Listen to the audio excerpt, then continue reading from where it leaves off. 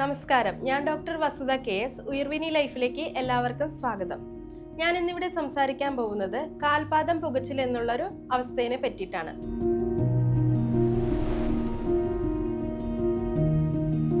പൊതുവെ മുളകരച്ച് തേച്ചതുപോലുള്ളൊരു പുകച്ചിലോ അല്ലെങ്കിൽ തീപ്പൊള്ളലേറ്റ പോലുള്ളൊരു പുകച്ചിലൊക്കെയാണ് ഉള്ളംകാലിൽ കാണാറുള്ളത്. പ്രമേഹ രോഗികളിലാണ് കൂടുതലായിട്ട് കണ്ടുവരുന്നത്.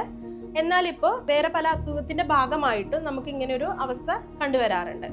അപ്പൊ ഇതിന്റെ ഒരു മെയിൻ ആയിട്ടുള്ള ഒരു കാരണം എന്ന് പറയുന്നത് നാഡികളുടെ കേടുപാടുകളോ ഇറിറ്റേഷൻസോ തന്നെയാണ്. ചെറിയ രീതിയിലുള്ള ഒരു തരിപ്പിൽ നിന്ന് തുടങ്ങിയിട്ട് പിന്നീട് അത് കണ്ടിന്യൂസ് ആയിട്ട് വിട്ടുമാറാത്തൊരവസ്ഥയിലേക്ക് ഇത് വന്നു ചേരാറുണ്ട്.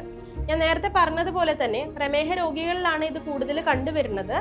അതിന്റെ ഒരു കാരണം എന്ന് പറഞ്ഞല്ല, ഇത് നാഡികളുടെ രക്തയോട്ടത്തിനെ ബാധിക്കുകയും ക്രമേണ ഇത് നാഡികൾക്ക് തകരാറുണ്ടാക്കുകയും ചെയ്യുന്നു. ഈ പ്രമേഹ രോഗികളുടെ അവസ്ഥയിൽ ഇത് കാലാകാലം കൂടിയിട്ട്, അതായത് വളരെയധികം ഹിസ്റ്ററി ഉള്ള പ്രമേഹ രോഗത്തിനാണ് ഇത് ഇങ്ങനെയുള്ള ഒരു കാൽപാദം പുകച്ചിൽ നമ്മൾ കണ്ടുവരുന്നത്. ഇത് പ്രമേഹ രോഗത്തിന്റെ ഒരു വലിയൊരു സൈഡ് എഫക്റ്റും കൂടിയാണ്. രണ്ടാമതൊരു കാരണം നമ്മൾ പറയുന്നത് ട്രൈഗ്ലിസറൈഡ്സ്, രക്തത്തില് ക്രമാതീതമായിട്ട് ട്രൈഗ്ലിസറൈഡ്സ് കൂടുന്ന ഒരു അവസ്ഥയിൽ ഇതുപോലെ കാൽപാദം പുകച്ചിൽ കാണുന്നുണ്ട്. അത് കാൽപാദം പുകച്ചിലിനോടനുബന്ധിച്ച് ചെറിയ തരിപ്പും വേദനയും രോഗിക്ക് അനുഭവപ്പെടാറുണ്ട്.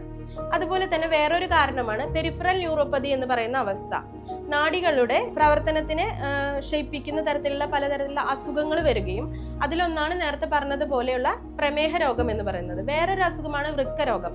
വൃക്കരോഗങ്ങളിൽ സംഭവിക്കുന്നത് കാലിലുള്ള കോശങ്ങളിൽ ക്രമാതീതമായി ഫ്ലൂയിഡുകൾ കൂടുന്നത്, ലവണങ്ങൾ അടിഞ്ഞിരിക്കുകയും ചെയ്യുമ്പോൾ അവിടെ നാഡികളുടെ ബ്ലഡ് സർക്കുലേഷനെ ബാധിക്കുകയും ക്രമേണ നാഡികൾക്ക് കേടുപാടുകൾ ഉണ്ടാകുകയും പുകച്ചിൽ എന്ന് പറയുന്ന ഒരു അവസ്ഥ ഉണ്ടാകാറുണ്ട്.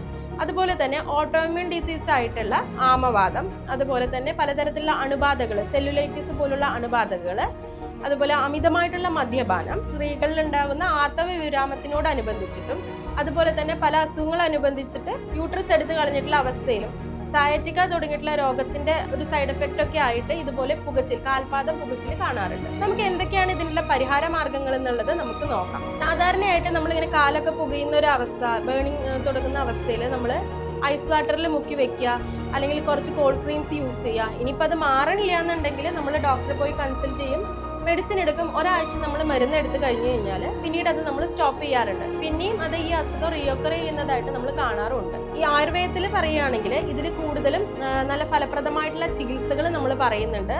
ചിട്ടയായിട്ടുള്ള ഔഷധ സേവ, ചിട്ടയായ പഥ്യത്തോട് കൂടിയിട്ടുള്ള ഔഷധ സേവയും, അതുപോലെ തന്നെ ഈ ഒരു അവസ്ഥ മാറാൻ വേണ്ടിയിട്ട് നമ്മൾ പലതരത്തിലുള്ള ലേപനങ്ങള്, അനുയോജ്യമായിട്ടുള്ള തൈലം കൊണ്ടുള്ള പാദാഭ്യംഗങ്ങള്, പലതരത്തിലുള്ള കിഴികളൊക്കെ ധാരകള്, ഇതൊക്കെ നമ്മൾ ഈ ഒരു അവസ്ഥയ്ക്ക് വേണ്ടിയിട്ട് നമ്മൾ ചെയ്തു പോരാറുണ്ട്. മെയിനായിട്ട് നമ്മൾ നോക്കുന്നത് മൂലകാരണം എന്താണെന്ന് കണ്ടെത്തിയിട്ട് അതിനോടൊപ്പം തന്നെ ആ പോസിറ്റീവ് ഫാക്ടർ എന്താണെന്നുള്ളത് എന്നെയും ചികിത്സിക്കും. അതുപോലെ സിംറ്റമാറ്റിക് ആയിട്ടാണ് നമ്മൾ ആയുർവേദത്തിൽ ഇതിന് ചികിത്സകൾ നടത്തി വരുന്നത്. അപ്പോൾ ഇതിൽ നമ്മൾ കുറച്ച് ഭക്ഷണത്തിലും കൂടി കുറെ കാര്യങ്ങൾ നമ്മൾ ഉൾപ്പെടുത്താനായിട്ട് ശ്രമിക്കുക. കടൽ മത്സ്യങ്ങളായിട്ടുള്ള ചാള, ചൂര, അയില തുടങ്ങിയിട്ടുള്ള മീൻ കഴിക്കാത്തവരാണെങ്കിൽ മീൻ ഗുളികകളൊക്കെ കഴിക്കാനായിട്ട് ശ്രമിക്കുക. അതുപോലെ തന്നെ ഇഞ്ചി, മഞ്ഞൾ, ബീൻസ് തുടങ്ങിയിട്ടുള്ള ഫുഡുകൾ ധാരാളം ഭക്ഷണത്തിൽ ഉൾപ്പെടുത്താനായിട്ട് ശ്രമിക്കുക. ധാരാളം വെള്ളം കുടിക്കുക. കാൽസ്യവും പ്രോട്ടീനും ഉള്ള ഫുഡുകൾ ധാരാളം കഴിക്കാനായിട്ട് ശ്രമിക്കുക.